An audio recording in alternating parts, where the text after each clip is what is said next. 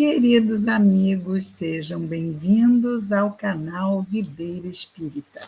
Meu nome é Cristina Brito e este é o programa Projeto 15 Minutos, o Livro dos Espíritos. E aqui, diariamente, nós estudamos por mais ou menos 15 minutos o primeiro livro da codificação espírita, realizada por Allan Kardec, o Livro dos Espíritos.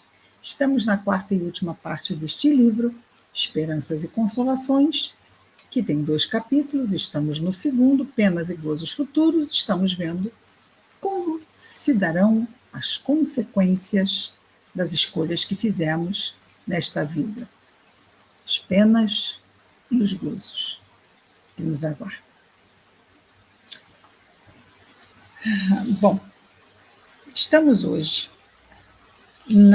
no subitem, e que ainda estamos no subitem expiação e arrependimento. Não estamos mais. Ontem já entramos no subitem duração das penas futuras. Sim. Vimos aqui na 103 a duração dos sofrimentos do culpado na vida futura é arbitrária, ou seja, vai acontecer de qualquer forma, ou está subordinada a uma lei qualquer. Existe uma definição mais clara de como se daria a duração dos sofrimentos do culpado, ou seja, daquele que erra. São as dores morais, não é, que se passam, não é? A morte e o peso da vibração que nos coloca em regiões, se fizermos muita coisa errada, em regiões mais difíceis. Mas a resposta dos espíritos é: Deus nunca age por capricho e tudo no universo é regido por leis que revelam a sua sabedoria e a sua bondade. Então não está lá entregue ao nada, ok? Existem parâmetros. Só que muitas vezes nós não temos condições de compreender os parâmetros de Deus, não é? Isto foi ontem. Hoje foi a primeira questão da duração das penas futuras. Na 1004, Kardec pergunta: em que se baseia a duração dos sofrimentos do culpado? Sim, porque só aquele que erra leva, vamos dizer, como consequência, as penas, né? Os sofrimentos do erro. Por isso que é importante buscar, reavaliar o que fazemos e, se percebemos que estamos em erro, buscarmos ainda nesta encarnação a reparação, para não levarmos o problema conosco, não é? Não voltarmos após a desencarnação ao mundo espiritual. Em que se baseia a duração dos sofrimentos do culpado? Respondem os espíritos superiores: no tempo em que se baseia a duração dos sofrimentos. Resposta: no tempo necessário ao seu melhoramento. Depende de cada um. O quanto vamos resistindo a assumir as nossas responsabilidades, que podemos sim protelar, dizendo que a culpa foi de fulano, a culpa foi de cicrano, a culpa foi da vida. A responsabilidade, né? Porque culpa é responsabilidade. Então, ou justificar, mas não tinha como eu fazer diferente, por causa disso, por causa daquilo, por causa não sei o quê. Então, quando ficamos nessas racionalizações, desculpismos, isto vai atrasar que nos libertemos desse tipo de sofrimento. Assim, eu errei mesmo, estou arrependido. Eu quero logo me preparar para reparar isto. Quero reparar. Então já há um norte. Metade do problema já foi.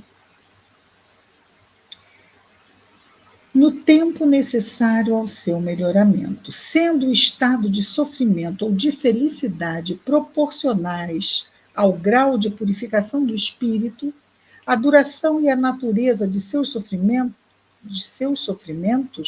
dependem do tempo em que ele gaste em melhorar-se.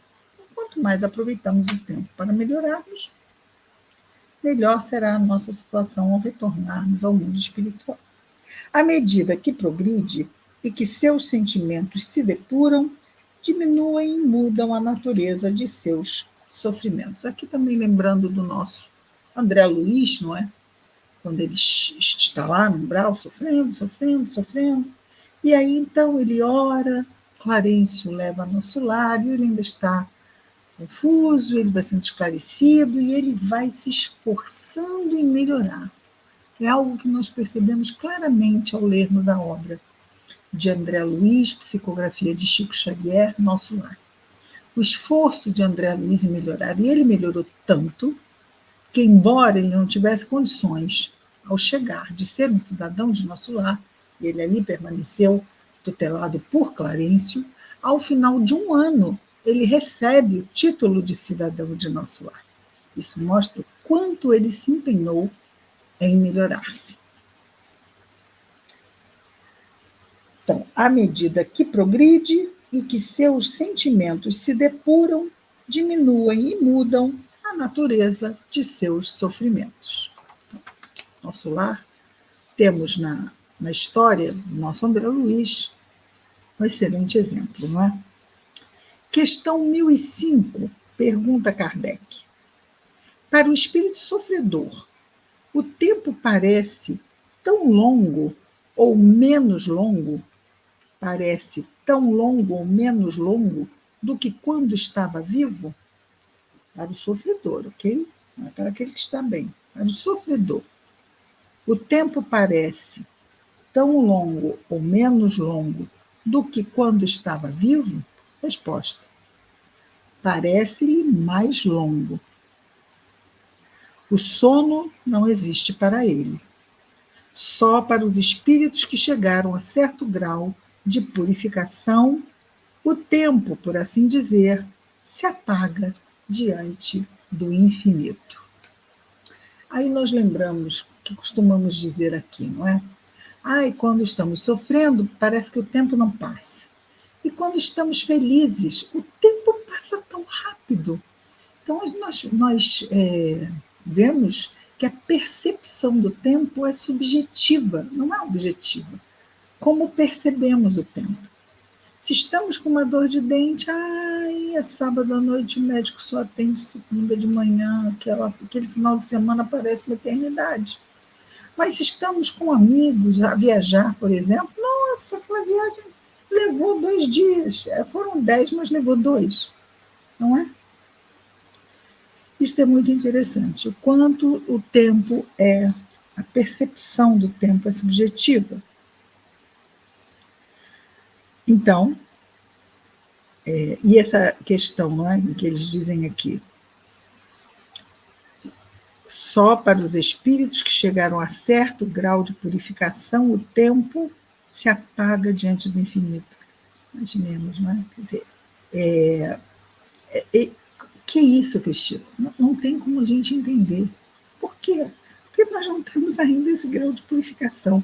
O nosso pensamento consegue entender que é diferente, de que não há uma percepção de tempo como nós percebemos. Mas ficamos por aqui, ok? 1006, pergunta Allan Kardec. Os sofrimentos do espírito poderão durar eternamente? Eternamente é para todos sempre? Resposta dos espíritos superiores: se o espírito fosse eternamente mau, os seus sofrimentos durariam para sempre. Isto é, se nunca se arrependesse, nem melhorasse, por certo o espírito sofreria eternamente. Deus, porém, mas Deus não criou seres destinados a permanecerem votados perpetuamente ao mal. Aí temos a lei do progresso. Não existem sofrimentos eternos porque não existe mal eterno. Não existe mal que dure para sempre. Portanto, não existem sofrimentos que duram para sempre. Apenas Deus criou os espíritos simples e ignorantes, tendo todos que progredir em tempo mais ou menos longo, segundo a vontade de cada um. livre-arbítrio. A vontade pode ser mais ou menos tardia, do mesmo modo que há crianças mais ou menos precoces. Mas, cedo ou tarde, a vontade aparece por efeito irresistível da necessidade que o espírito sente de sair da sua inferioridade e se tornar feliz. O mal cansa. Tem uma historinha muito, muito, muito boa, que é a história da nova onda do imperador. É um desenho animado. Do imperador Cusco. Egoísta, egoísta, egoísta. E aí tinha lá a sua primeira-ministra, que decidiu acabar com ele. E ele acaba sendo socorrido pelo homem que ele queria destruir a casa do homem para construir uma casa de férias que tivesse uma piscina. E ele escolheu o morro em que tinha a casa daquele camponês. E foi aquele camponês que o socorreu. E ele permaneceu endurecido, endurecido, endurecido e sofrendo, endurecido e sofrendo, e o camponês, no decorrer da história, até que um dia, depois de muito sofrer, o camponês pergunta para ele: e então? Aí ele começa a chorar. Vamos voltar, vamos voltar, vamos voltar. Cansou de sofrer. E isso é interessante, não é? Porque é uma história muito lúdica, a princípio para crianças, mas eu vejo que é para as crianças sem idade, que somos todos nós, e que leva esta mensagem, que a única coisa que ganhamos resistindo ao bem é o sofrimento. E continuam os espíritos respondendo: a lei que rege a duração das penas é, portanto, eminentemente sábia, eu ia juntar as duas palavras, sábia e magnânima, pois subordina essa duração aos esforços do espírito. Então, realmente, muita sabedoria e muita generosidade da divindade, a magnanimidade. Pois subordina a duração. Olha, você vai sofrer. Quanto tempo, Senhor, eu vou sofrer? O tempo que você resistir ao bem. Fica por sua conta o tempo que você vai sofrer. Jamais, concluem os espíritos, jamais Deus o priva de seu livre-arbítrio, se do livre-arbítrio faz mau uso, sofrerá as consequências. Como nos mostra o exemplo deste rei pré-colombiano, o Cusco. Jamais o priva, jamais priva a nós, espíritos, do nosso livre-arbítrio. E se fazemos mau uso dele, sofreremos as consequências. Questão 1007. Haverá espíritos que jamais se arrependem? Olha, outro jamais. Questão de espírito não tem jamais, né? A única coisa certa do sempre, sempre estamos subordinados às leis de Deus. Por quê? Porque são perfeitas. Deus é perfeito. Haverá espíritos que jamais se arrependem? Resposta: existem aqueles espíritos cujo arrependimento é muito tardio, ou seja, demoram para se arrepender. Porém, pretender-se que nunca se melhorarão seria negar a lei do progresso, aquilo que dissemos antes. E dizer que a criança não pode tornar-se adulta. Então, existe o processo natural de desenvolvimento infantil. E depois dos jovens, e enfim, chega à fase adulta. É assim, naturalmente acontece. E com o espírito também. Ah, eu quero ser criança. Pode haver uma síndrome de Peter Pan, não é? A pessoa se negar a crescer, mas efetivamente ela cresce. e efetivamente ela se torna adulta.